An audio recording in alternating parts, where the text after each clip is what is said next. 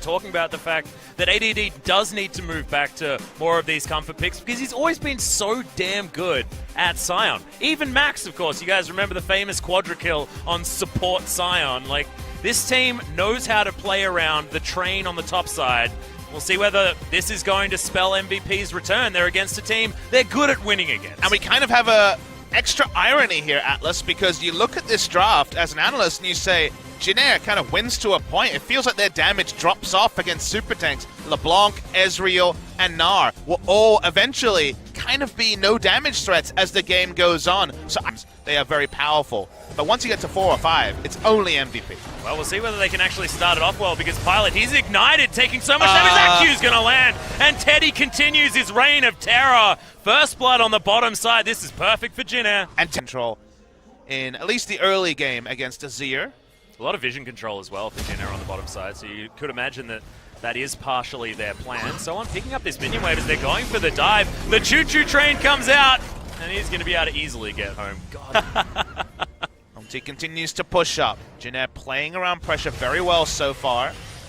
Grassing under turret. Well, there's the double pulverize. Ignite goes down again as Pilot is just getting piled on. Max is going to go down as well this time. And Teddy grabs his second kill. 2-0-1 to start this one off as Umti also starting off great with that double. Jin Air have smashed, dumpstered the bot lane of MVP. They're going to take the turret at 9 minutes. Heads up and now and a control ward on the blue buff. And then basically it's like LeBlanc pushes in and either he's going to go for a pick. Speaking of picks. Yep, Teddy, so much damage. Almost takes him out through the heal and the flash. It's what Jin Air fans should be really excited about. And at this time of the tournament as well, with the fact that Jin Air could be off to such a great start, if summer's anything to go on, it's also, an example. But, Sohwan's in trouble. He's going to get cataclysmed. And that is just too much for the man to work with. Max comes up as well. He's getting dividends here for Jin Air. It's another one of those Kha'Zix games that feels really, really good. They're 3-1. And with all of this control, he's almost the perfect champion. If you find anyone and they're isolated, you're able to take them down. Wraith turning up at exactly the right time to guarantee this Rift Herald, but a teleport's coming in. MVP really want to try for this one. Oh, that was close. As Beyond doesn't get the knockups. Max comes in though.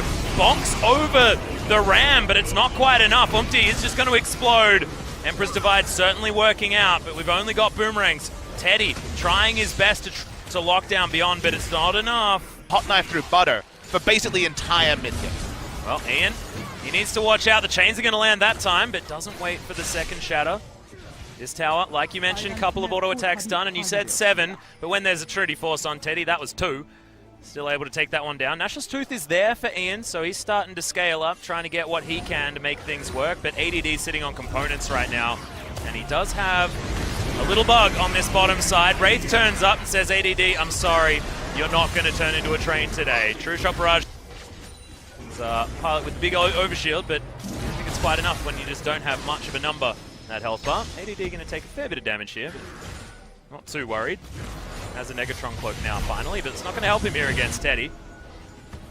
Still takes a lot of abuse. Wraith discovering Beyond. Umti's going to find him. He's isolated and destroyed. Teddy picks up yet another kill. Him, like, what are you doing? Why haven't you voted? If he was listening, oh god. Sorry, MVP. As Grace pops back, he's going to be able to mimic that distortion, though, and oh, that feels bad, doesn't it, Pilot? Just interrupting the ult there. He's going to keep returning to this turret. When they start turret diving the full damage Scion, sorry, the full tank Scion, that's probably a bad sign. Yeah, it's a bit of a rodeo down here as Wraith turns up behind ADD. He's able to get out, but he's not going to be able to tank up anything more. As in comes Teddy. True Shot Barrage was looking for ADD and actually does stop the back, which is very important, to be honest. Where are you going there, Ian? Grace just waiting out his spells. He should be able to pick up the kill. I think he's just surprised by what he's seeing.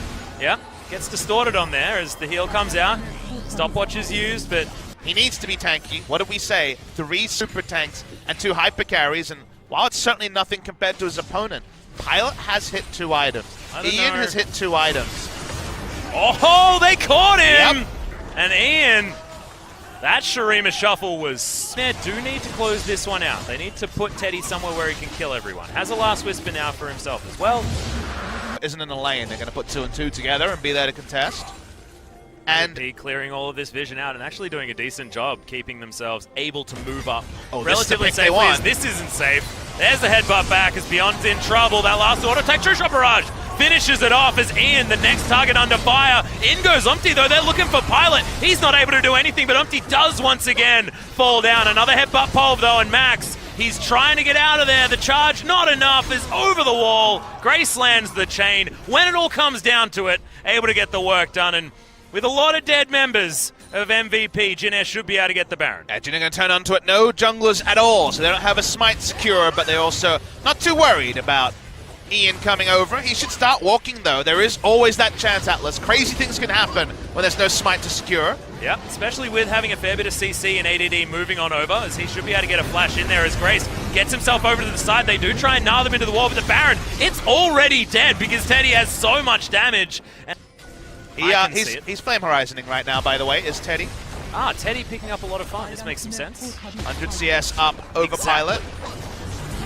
It'll probably grow if the game goes longer. It's pretty pathetic though. He's still under 1,000, under what he got in the last game. Sohwan doesn't die. Mid lane, free time for Teddy. They don't quite take the turret, but they're not far away from it either. Sohwan just had to buy time with multiple members on him. Waiting for the next minion wave here is Jin Air. Oh god, okay, Teddy in a little bit of trouble potentially, but Blade of the Ruined King's going to keep him healthy. Beyond goes in with the Cataclysm, but he's just too far ahead. The Qs keep landing. He's looking for Beyond, doesn't get it, but they get the turret. They should be able to get top lane as well as Grace. He's pushing it on ADD. Nothing the Scion can do, nothing the Azir can do, and Beyond relegated to the Fountain. MVP, they're just on scraps. The rest of their base is going to fall over. 30 minutes into the game is looking like when Jin Air are able to put in the final nails. With 3 inhibitors down, MVP is going to have one hell of a comeback to stay in this, and I just don't think it's going to happen. Grace looking for Pilot, he just pops. Okay. See you later, buddy. That's going to be the shatter. Good flash gets him over the train. When you're all chasing the LeBlanc, it's a bad sign. When blowing the heel of the Ezreal is the best news story about how MVP have interacted with Teddy, that's also a bad sign. His flash will never be used this game unless he's securing a kill. And they're just trying to take some Nexus turrets. They're overstaying, but when you have Teddy, it's fine. Teddy's KDA this season so far, build like outside of a completely troll community game or something. It's just ludicrous. Pilot now having to get underneath that fountain and maybe stay there. It seems to be the only safe place. There's now Jin Air with super creeps everywhere are looking to finish this one off. The fight starts and Grace takes a lot of damage. Empress Divide just gets whipped. No one going to get hit by that one as Teddy on the outside trying to get all the kills. Massive focus onto Pilot there from Teddy. 2 abilities and he's dead. Triple kill. Make that a triple kill. Could we get the penta now for Teddy? No, we're not, because Sohwan's a scumbag. He's going to steal it away. Still, it's going to be a quadra. The Nexus is going to fall. 31 minutes and Jin Air. Extraordinary performance from the AD carry. Teddy continues to turn it on. Best performance by any team in 2018 goes to the Jin Air Green Wings.